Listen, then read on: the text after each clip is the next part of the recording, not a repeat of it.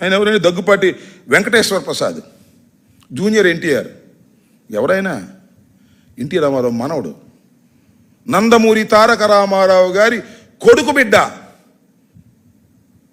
మీరెవరు? లోకేష్ బాబు ఎవరు? ఈయన మనవడే, కూతురు బిడ్డ. సరే, ఎవరైనా ఒకటే, అది వేరే అంశం. అతని సినిమా మీద మీకు సంబంధించినటువంటి ఒక శాసనసభ్యుడు, అనంతపూర్ అర్బన్ ఎమ్మెల్యే ఏం మాట్లాడాడు చూశారు కదా టీవీల్లో, సోషల్ మీడియాలో. ఇష్టం వచ్చినట్టు బూతులు తిడితే దానికి దిక్కు మొక్కు లేదు, దాని మీద కేసు పెట్టరు. కోపంగా ఉన్నాడు చంద్రబాబు నాయుడు గారు. అలాంటి మాటలు మాట్లాడితే ఆయన సహించడు అని కూని రాగాలు రాస్తుంటారు. ఎక్కడ ఈనాడులోనూ ఆంధ్రజ్యోతిలోనూ. సస్పెండ్ చేయొద్దండి, కేసు పెట్టొద్దండి వీళ్ళిద్దరిని. వీళ్ళ మీద మాత్రం కేసులు పెట్టరు, సస్పెండ్ చేయరు. వీళ్ళకి మాత్రం దండలేసి సత్కరిస్తారు. ఆంధ్రజ్యోతిలో ఈనాడులో మాత్రం 2 లైన్లు రాస్తారు. చంద్రబాబు నాయుడు గారు చాలా కోపంగా ఉన్నారు, వారి మీద బాగా అరిశారు. ఏం అరిశారో, ఏం గొడవ చేశారో ఎవరికి తెలియదు. కేసు పెడితే తేలిదిగా, వాయిస్ ఆయిందో కాదు, కేసు పెడితే తేలిదిగా. ఇప్పుడు అది కాదండి, ఇప్పుడు చేబ్రోలు కిరణ్ అనే వ్యక్తి ఏదో మా లీడర్ గారి సతీమణి భారతమ్మ గారిని అదాన్ని కేసు పెట్టారు, అరెస్ట్ చేశారు, 15 రోజులను బెయిల్ ఇప్పించేశారు, ఛార్జ్షీట్ కూడా పడేసి. విన్నారా? మరి అతనేమో నా వాయిస్ అన్నాడా? అది కాదుగా. ముందు ఇవాళ రాష్ట్ర వ్యాప్తంగా జరుగుతున్నటువంటి అంశం ఏమిటి? జూనియర్ ఎన్టీఆర్ అనే వ్యక్తి మీద ఎందుకు అంత కక్ష పెట్టారు? ఎన్టీ రామారావు గారి పోలికలు ఉన్నాయనా? కక్ష బట్టి అతని సినిమా వార్ 2 దాన్ని ఆన్లైన్ కూడా చేస్తామన్నా అంట ఆయన. ఇవన్నీ జరుగుతున్నటువంటి విషయాలే కదా. ఆయన నేరం ఒప్పుకున్న తర్వాత కేసు రిజిస్టర్ చేస్తారా? నాకు అర్థం కాల. ఏమండి, వెంకటేశ్వర ప్రసాద్ ఈ వాయిస్ నాదే అంటే అప్పుడు రిజిస్టర్ చేస్తారా? నాది కాదు అన్నాడు కాబట్టి వదిలేశారా?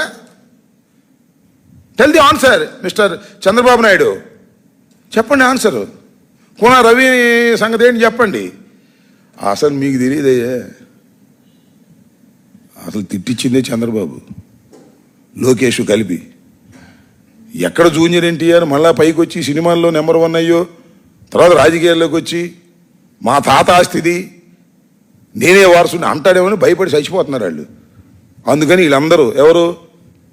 చంద్రబాబు, భువనేశ్వరి గారు, లోకేష్ మావ హరికృష్ణ కాదు, లోకేష్ మావ బాలకృష్ణ, ఈ నలుగురు కలిసి కుట్ర చేసి జూనియర్ ఎన్టీఆర్ని తొక్కాలి అని నిర్ణయించుకున్నారు. అదే విషయాలను పాపం వెంకటేశ్వర ప్రసాద్, దగ్గుపాటి వెంకటేశ్వర ప్రసాద్ చెప్పించారు. చెప్పించకపోతే కేసు రిజిస్టర్ లోపలేయాలి అంతే. ఇదే కొలబద్ద. నా అభిప్రాయం అది కాదని చెప్పమనండి. అసలు ఏందైనా నాకు అర్థం కాల. చంద్రబాబు నాయుడు ఎన్నిసార్లు వాడుకున్నాడా? హరికృష్ణ వాడుకున్నాడా?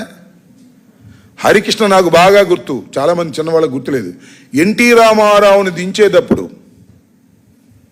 నారా చంద్రబాబు నాయుడు పక్కన నిలబడి ధైర్యంగా ఎదుర్కొని తండ్రిని కూడా కాదని శవం దగ్గర ఫైట్ చేసి బావకు పవర్ ఇచ్చేదానికి పనికొచ్చాడు. అందుకని తీసుకొచ్చి క్యాబినెట్లో పెట్టుకున్నాడు. రవాణా శాఖ మంత్రిగా, అప్పుడు ఎమ్మెల్యే కూడా కాదు, రవాణా శాఖ మంత్రిగా పెట్టుకున్నాడు. తర్వాత ఎమ్మెల్యే గెలిచాడు, మంత్రి పీకి పారేశాడు, తొక్కి పారేశాడు. శ్రీమద్ రమారమణ గోవిందో వెళ్ళిపోయాడు వెనక్కి. అక్కడ దాకా ఎందుకు? ఈ జూనియర్ ఎన్టీఆర్నే ఇవాళ నీ సినిమాలు ఆడనివ్వం. అది ఎవడు ఈ జూనియర్ ఎన్టీఆర్? ఇంకేం మాట్లాడారు, నేను మాట్లాడటం బాగోదు మైకి ముందు. ఆ ఎమ్మెల్యే గారు మాట్లాడాడు. అలాంటి జూనియర్ ఎన్టీఆర్ని 2009లో చంద్రబాబు నాయుడు గారు ప్రచారానికి వినియోగించుకున్నాడా లేదా? శ్రీకాకుళం నుంచి ప్రచారం చేసుకుంటూ వచ్చాడు బస్సు మీద. వచ్చినది యాక్సిడెంట్ అయింది, పాపం బెడ్ రెస్ట్కి వెళ్ళిపోయాడు, చాలా సివియర్గా యాక్సిడెంట్ అయింది. అప్పుడు వాడుకున్నాడు, వదిలేశాడు.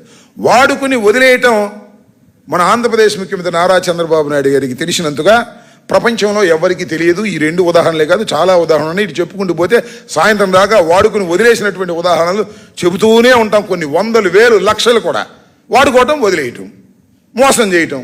ఇది నారా చంద్రబాబు నాయుడు గారి తత్వం.